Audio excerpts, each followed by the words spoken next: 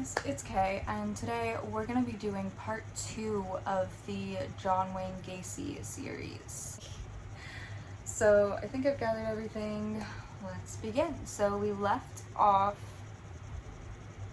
talking about how Gacy was arrested for hiring Schroeder to assault and intimidate Voorhees, who I believe he was going to trial for assaulting. So September 12th, Gacy was ordered to complete a psychiatric evaluation. 2 doctors examined him over 17 days, concluding that he had an antisocial personality disorder and that his behavior pattern was likely to bring him into repeated conflict with society. They said he was mentally competent to stand trial, though. So, on November 7th, 1968, Gacy pled guilty to 1 count of sodomy, but not guilty to the other charges. Gacy claimed that Voorhees offered himself and that he acted out of curiosity, but that was not believed. He was convicted of sodomy on December 3rd and sentenced to 10 years in prison at the Anamosa State Penitentiary. That same day, Gacy's wife filed for divorce and requested that she be granted the house, property, and custody of their 2 kids. His divorce was finalized on September 18th, 1969, and Gacy would never see his wife or kids again. He was a model prisoner and quickly obtained the position of head cook.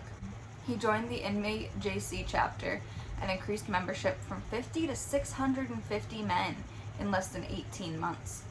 By fall of 1969, he oversaw the installation of a mini golf course in the prison rec yard and was given a Distinguished Service Award for his efforts within the inmate JC chapter in February 1970. June 1969, he was denied parole. To prepare for his next parole hearing in May 1970, Gacy completed 16 high school courses and obtained his diploma in November 1969.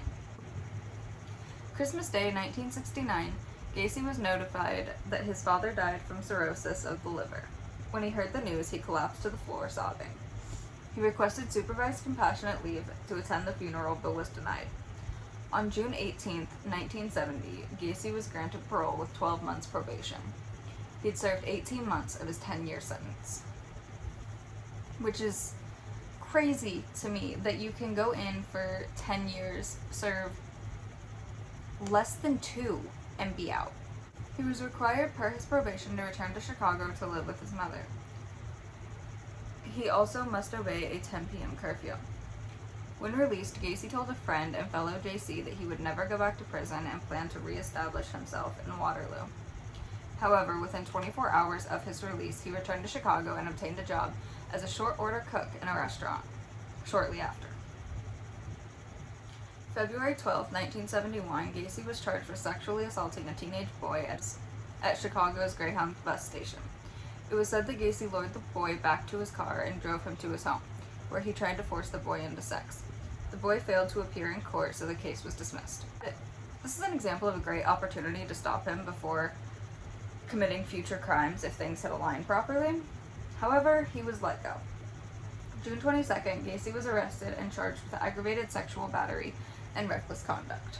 The complainant was a youth who said that Gacy flashed a sheriff's badge, lured him into his car, and forced him to perform oral sex. The youth tried to blackmail Gacy, leading to the charges again being dropped. Iowa Board of Parole was not made aware of these incidents, and 8 months later, in October 1971, Gacy's parole ended.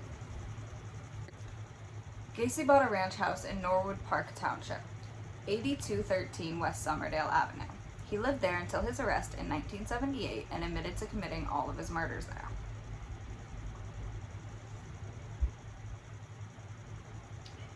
Gacy was active in this community and helped his neighbors out where he could. He hosted summer parties between 1974 and 1978, where up to 400 people would attend. In August 1971, Gacy got engaged to Carol Hoff, married on July 1st, 1972. By 1975, Gacy told his wife that he was bisexual. Gacy then began to spend less time with and being intimate with his wife. In 1975, Carol asked for a divorce. In 1971, Gacy started a construction business, PDM Contractors. So, where does the clown come into play? That's what we're going to discuss next. And honestly, this next part about the clown actually surprised me because he was deemed the killer clown, so I kind of assumed that, he would dress up as a clown and go kill people. But anyway. Well, he became aware of a Jolly Joker Clown Club that performed at fundraising events and parades, and by late 1975, Gacy had joined as Pogo the Clown and Patches the Clown. He stated that Pogo was a happy clown and Patches was more serious. He rarely made money as his clown characters, and said that acting allowed him to regress into his childhood. His voluntary clown service led him to be known as the Killer Clown. During this time, he was still working at PDM and was propositioning his young male employees for sex, even going so far as to claim he had guns and tell an employee, "Do you know how easy it would be to get one of my guns and kill you, and how easy it would be to get rid of the body?" Which sounds more like threatening than propositioning to me. In May 1975, Gacy hired 15-year-old Anthony Antonucci. When Anthony injured his foot, Gacy paid a visit to his house, drank a bottle of wine with him, before wrestling Anthony to the floor and cuffing his hands behind his back. Anthony was able to break one arm free and pounced on Gacy when he returned to the room, cuffing Gacy's hands behind his back. July 26, 1976, Gacy picked up an 18-year-old hitchhiker, David Cram, and offered him a job. August 21st, David moved into Gacy's house. The next day, the two were going to celebrate David's birthday. Gacy, dressed as Pogo, convinced David to put handcuffs on, spun him around, and stated that his intentions were to assault the young boy. David kicked Gacy in the face and freed himself of the cuffs. A month later, Gacy walked up to David's bedroom door, intending to assault him, saying, "Dave, you really don't know who I am. Maybe it would be good if you gave me what I want." David resisted, and Gacy left the room, saying, "You ain't no fun." David moved out on October 5th and quit PDM. He did still do some work with Gacy afterwards, but was probably very hesitant to even do that or go near him. So now let's get on to the murders. Gacy murdered at least 33 young men, burying 26 in the crawlspace at his own house. Gacy usually lured one victim to his house, but did have multiple occasions where he would have doubles and kill 2 victims on the same day. Gacy would usually provide drinks, drugs, or gain his victim's trust, produce handcuffs, and cuff his own hands behind his back to show a magic trick of sneakily unlocking the cuffs. Then he would put the cuffs on his victim, and when they could not break free, state that the trick is you have to have the key.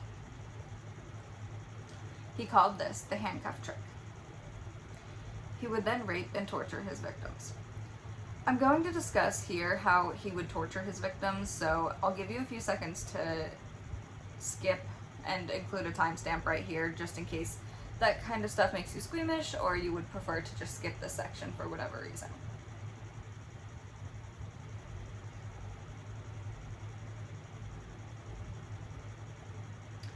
Okay. To torture his victims, Gacy would burn them with cigars, make the victim imitate a horse and sit on their back, pulling on makeshift reins around their neck, as well as violation with foreign objects. To immobilize their legs before torturing them, he would manacle their ankles to a 2x4 with handcuffs attached, an act by the Houston mass murders. He verbally taunted many of his victims, as well as dragged or forced many to crawl to his bathroom, where he would partly drown them, revive them, and repeat this horrible act. If a victim wanted to be killed to stop the assault, he would basically say that he will kill them when he wants to. In other words, you have no control, I'm in control, which is narcissistic at its best. There's a lot of things there's a lot of categories that fits into, but none of them are good. It's very controlling. He usually killed his victims by tying a rope around their neck and tightening it with a hammer handle. He called this the rope trick, often telling his victims, this is the last trick. Several other victims died by asphyxiation from cloth rags stuffed into their throats, not including his last two victims. All were murdered between 3 and 6 a.m. He would then store the bodies for 24 hours under the bed before burying them in the crawl space. He would pour quicklime to speed up the decomposition process. Others were taken to his garage and embalmed before burial. So I don't want to go too much into the details of each murder unless that is something that you guys would like to see. I do not want to trigger or offend anyone, so let me know down below, and I will probably post a poll of this as well if you guys want the details of the murders. And otherwise, thank you guys for joining me. I will see you guys next time. Goodbye.